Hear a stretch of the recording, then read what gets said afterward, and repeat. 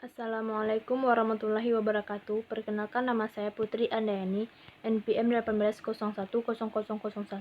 Di sini saya akan mempresentasikan proposal penelitian saya yang berjudul Pengaruh Penerapan Pakem Berbasis Cooperative Learning dalam Pembelajaran Biologi di Kelas 8 SMPN 4 Sungai Geringging.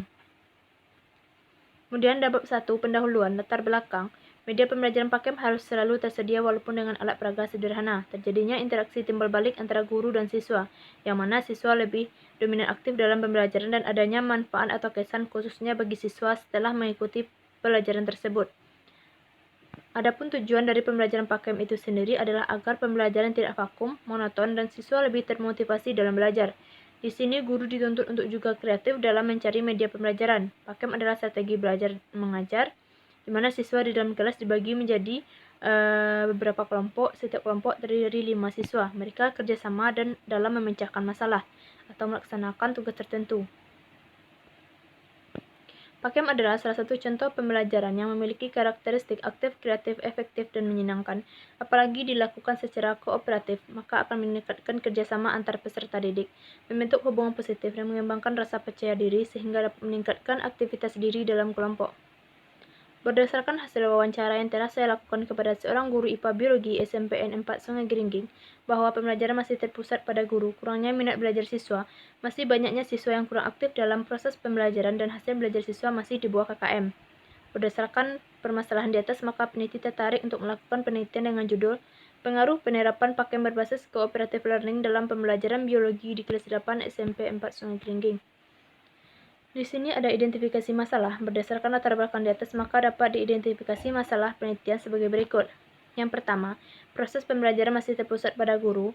Yang kedua, aktivitas siswa dalam pembelajaran biologi di kelas masih kurang. Yang ketiga, biologi merupakan pembelajaran sulit dan kurang menyenangkan. Yang empat, hasil belajar biologi siswa masih rendah. Kemudian ada batasan masalah. Peneliti dapat membatasi masalah yang dibahas dalam penelitian ini adalah yang pertama, aktivitas siswa dalam pembelajaran biologi di kelas kurang, kemudian hasil belajar biologi siswa rendah. Kemudian rumusan masalah. Berdasarkan batasan masalah yang telah dikemukakan, maka rumusan masalah dalam penelitian ini adalah yang pertama, apakah pengaruh penerapan pakem berbasis cooperative learning dapat meningkatkan aktivitas siswa dalam pembelajaran biologi di kelas 8 SMP 4 Sungai Geringging? Yang kedua, apakah pengaruh penerapan pakem berbasis cooperative learning dapat meningkatkan hasil belajar siswa dalam pembelajaran biologi di kelas 8 SMP 4 Sungai Geringging? Kemudian ada tujuan penelitian. Tujuan penelitian yaitu yang pertama untuk meningkatkan aktivitas belajar biologi siswa, yang kedua untuk meningkatkan hasil belajar biologi siswa. Kemudian manfaat penelitian. Penelitian ini bermanfaat untuk guru, siswa, dan peneliti. Kemudian ada bab 2, ada kajian teori. Pertama itu pengertian belajar dan pembelajaran biologi. Menurut Hamalik dan Slameto, belajar adalah suatu kegiatan perubahan tingkah laku yang baru, secara keseluruhan dan secara sadar atau sengaja, yang bertujuan sebagai hasil pengalaman individu itu sendiri dalam interaksi dengan lingkungannya. Kemudian ada pembelajaran kooperatif atau cooperative learning. Menurut Sanjaya, menyatakan bahwa pembelajaran kooperatif adalah strategi pembelajaran yang menekankan kepada proses kerjasama dalam kelompok siswa untuk mempelajari suatu materi akademik yang spesifik sampai tuntas.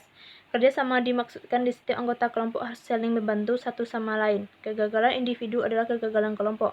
Oleh karena itu, setiap anggota kelompok harus memiliki tanggung jawab penuh terhadap kelompoknya.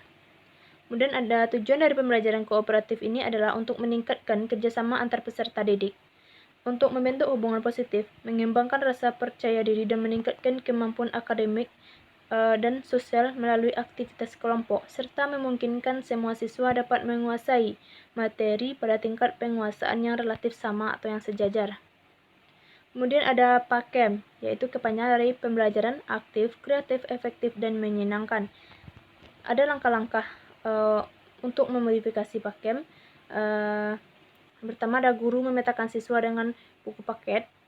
Yang kedua, di awal pembelajaran media tersebut dikumpulkan dan dipajang di dinding. Yang ketiga, siswa duduk berkelompok. Yang keempat, guru membagikan LKS. Yang kelima, masing-masing kelompok diminta untuk mendiskusikan LKS. Yang keenam, salah satu kelompok diberi kesempatan untuk mempresentasikan hasil diskusinya. Yang ketujuh, guru mengulas kembali dan memberikan penekanan pada materi pelajaran. Yang kedelapan, setelah diskusi kelompok siswa Kelompok selesai, guru bersama siswa menyimpulkan materi yang telah dipelajari. Yang ke-9, guru meminta siswa untuk duduk kembali ke kursi masing-masing. Kemudian ada LKS. LKS merupakan lembaran duplikat yang dibagikan oleh guru atau pendidik kepada siswa atau anak didik di suatu kelas. LKS sangat membantu dalam proses pembelajaran agar berjalan dengan baik dan lancar serta menambah variasi kegiatan pembelajaran. Kemudian ada kuis. Di dalam LKS ini ada kuis. Kuis merupakan salah satu bentuk evaluasi yang merupakan bagian dari dalam proses pembelajaran. Menurut Kunandar menyatakan bahwa evaluasi hasil belajar adalah suatu tindakan atau suatu proses untuk menemukan nilai keberhasilan belajar peserta didik setelah mengalami proses belajar selama suatu periode tertentu. Kemudian ada aktivitas belajar siswa. Aktivitas belajar siswa menurut Sardiman bahwa ciri-ciri adanya interaksi dari proses belajar mengajar salah satunya ditandai dengan adanya aktivitas belajar siswa. Kemudian hasil belajar biologi. Hasil belajar biologi merupakan suatu prestasi yang dicapai setelah mengikuti proses belajar. Seseorang dikatakan berhasil dalam belajar apabila terjadi perubahan tingkah laku dalam dirinya, seperti perubahan dalam segi keterampilan, sikap, dan kebiasaan baru lainnya. Ini menurut Hamalik. Kemudian ada kerangka konseptual. Dalam strategi PAKEM berbasis cooperative learning, terdapat lingkungan sosial dan akademik yang sengaja diciptakan sehingga mendukung sebuah pembelajaran yang memberikan ruang yang luas kepada siswa untuk aktif dan inovatif dengan suasana menyenangkan dalam pembelajaran. Dengan menerapkan PAKEM berbasis cooperative learning ini diterapkan adanya peningkatan aktivitas dan hasil belajar siswa. Kemudian penelitian yang relevan. Penelitian ini dilakukan oleh Rina Afriana tahun 2010 yang judul penerapan PAKEM berbasis cooperative learning dalam pembelajaran matematika di kelas 7 SMPN 27 Padang tahun ajaran 2009-2010. Hasil dari penelitian ini adalah hasil belajar siswa yang diajar dengan menggunakan strategi PAKEM lebih tinggi dibandingkan dengan kelompok siswa yang diajarkan dengan metode konvensional. Kemudian hipotesis Hanol, penerapan strategi PAKEM berbasis cooperative learning tidak berpengaruh terhadap hasil belajar siswa. H1, penerapan strategi PAKEM berbasis cooperative learning berpengaruh terhadap hasil belajar siswa. Kemudian bab 3 ada metode penelitian, waktu dan tempat. Tempat penelitian ini dilaksanakan di SMP 4 Sungai Geringging, Kabupaten Padang Pariaman. Waktunya dilaksanakan mulai bulan Oktober 2017 sampai Mei 2018. Jenis penelitian. Jenis penelitian ini adalah penelitian kuantitatif yang bersifat eksperimen. Rancangan penelitian ini dibagi jadi dua kelompok, yaitu kelas eksperimen dan kelas kontrol. Kelas eksperimen menggunakan strategi PAKEM, yaitu pembelajaran aktif, kreatif, efektif, dan menyenangkan berbasis cooperative learning, sedangkan dalam kelas kontrol pembelajaran sesuai dengan KTSP. Kemudian ada desain penelitian. Metode yang digunakan dalam penelitian ini adalah desain eksperimen sederhana, yaitu post-test only control group design, yang mana dalam penelitian eksperimen sederhana ini terdapat dua kelompok yang dipilih secara random atau acak. Satu kelompok bertindak sebagai kelompok kontrol dan kelompok lain bertindak sebagai kelompok eksperimen. Kemudian ada populasi dan sampel. Menurut Ari Kunto menyatakan populasi adalah suatu objek atau subjek yang berada pada suatu wilayah dan memenuhi syarat-syarat tertentu yang berkaitan dengan masalah penelitian. Populasi dalam penelitian ini ada seluruh siswa kelas 8 SMP 4 Sungai Geringging yang terdaftar pada tahun ajaran 2017-2018 dan jumlah populasi adalah 176 siswa yang terdistribusi dalam 6 kelas.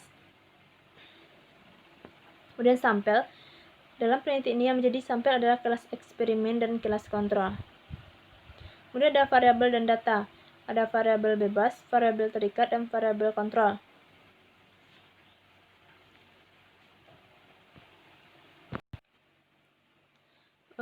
Variabel bebas yaitu perilaku yang diberikan kepada siswa kelompok eksperimen. Kemudian variabel terikat itu untuk melihat hasil belajar siswa. Yang variabel kontrol itu guru atau materi pelajaran dan waktu dalam proses pembelajaran yang sama. Kemudian ada jenis data, ada data primer dan data sekunder. Kemudian ada sumber data. Yang pertama, siswa kelas 8 SMP 4 Sungai Geringging yang menjadi sampel dalam penelitian adalah untuk mendapatkan data primer. Sumber data sekunder tentang jumlah siswa yang menjadi populasi penelitian ini dan kontrol tata usaha dan guru biologi SMP 4 Sungai Geringging. Kemudian ada pelaksanaan penelitian. Penelitian ini dilaksanakan sesuai prosedur sistematif. Secara umum, prosedur penelitian dapat dibagi menjadi 3 tahap, yaitu tahap persiapan, pelaksanaan, dan penyelesaian. Kemudian ada teknik pengumpulan data dan instrumen penelitian. Teknik pengumpulan data dalam penelitian ini adalah melalui tes atau non-tes. Tes pengukuran langsung digunakan untuk menilai hasil belajar kognitif siswa, dan non-tes melalui observasi untuk melihat hasil belajar aspek efektif siswa. Kemudian instrumen yang digunakan dalam penelitian ini adalah tes hasil belajar. Di dalam tes hasil belajar ada validitas tes, indeks kesukaran tes, indeks beda, dan reliabilitas tes. Kemudian lembar observasi.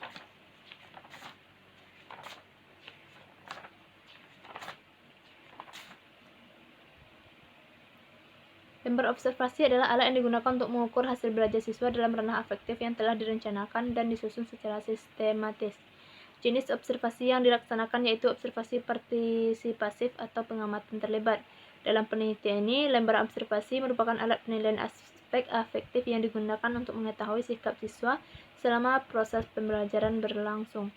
Kemudian ada teknik analisis data. Yang pertama, ada analisis data ranah kognitif. Analisis data ini bertujuan untuk menguji kebenaran hipotesis yang diajukan dalam penelitian. Yang kedua, analisis data ranah afektif. Data hasil belajar biologi siswa pada ranah afektif yang diperoleh melalui lembar observasi. Hanya segitu presentasi yang dapat saya sampaikan. Salah dan kurangnya saya mohon maaf. Wabillahi taufiq wal hidayah. Wassalamualaikum warahmatullahi wabarakatuh.